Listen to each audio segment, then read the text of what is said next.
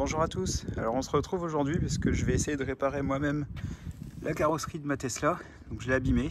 Alors j'ai déjà dit que Tesla Vision, on pouvait pas trop s'y fier. Là il me disait que j'avais encore de la marge, j'en avais plus. Donc du coup j'ai abîmé le véhicule. Ce que j'ai fait, c'est j'ai contacté Green Drive. J'aurais demandé s'il voulait bien m'envoyer des stylos retouches. Alors je suis passé déjà voir un carrossier. Il m'a dit que là il faut démonter le pare-choc, le repeindre. Il y en a pour 250 €. Donc du coup, avant de faire cette étape-là, je voulais essayer de réparer moi-même. On verra ce que ça donne et si ça finit bien, ça je vous le dirai. Donc alors, Green Drive m'a envoyé les stylos gratuitement. Il y en a pour 36 € pour être très transparent et je touche aucune commission sur les ventes. C'est juste je les ai demandés parce que là ça m'a arrangé pour pouvoir le réparer. Donc du coup j'ai reçu 3 stylos. Alors il y a un stylo, c'est écrit en dessous en fait, base à appliquer en premier. Ensuite, j'ai la couleur Tesla blanche et ensuite le vernis. Donc je vais les poser puis laisser un petit peu de temps entre deux.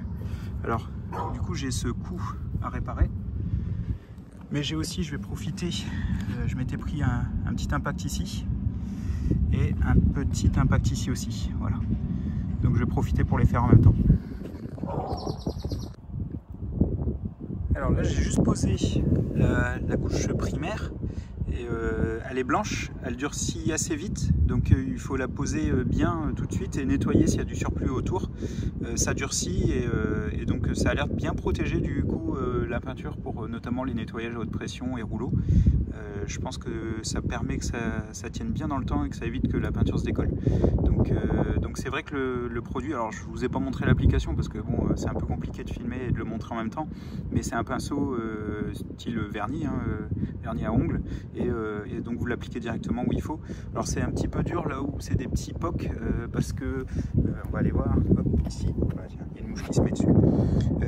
Voilà, parce que non, on ne le voit pas bien, c'est juste ici. Et j'en avais un ici. Ouais. Donc c'est un petit peu dur à appliquer parce que quand c'est un petit trou, à la limite c'était plus facile sur le grand morceau à refaire.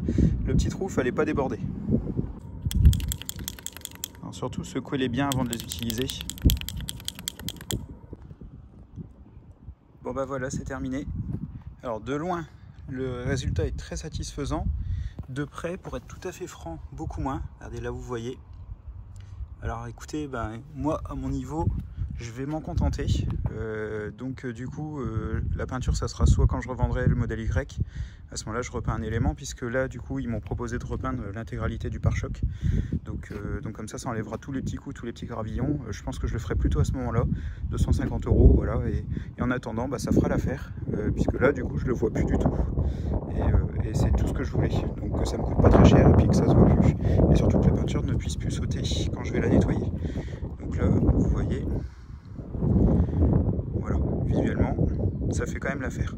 Alors sur les petits pocs à faire, j'en avais fait un ici, je crois. C'est plutôt pas mal. Sur les petits pocs, ça va bien. Après là, c'était un grand coup, c'est pas fait pour. Mais voilà. Franchement, ça va. Ça se voit presque plus. Ça m'a évité de faire de la carrosserie. Puis comme je vous dis, il y aura toujours des petits coups, des petits pocs. Donc au pire, je négocierai ça à la revente ou je ferai repeindre le pare-choc au moment de la revente. Voilà, j'espère que cette vidéo vous a plu. N'hésitez pas à poser des questions si vous en avez. Puis je vous dis à très bientôt.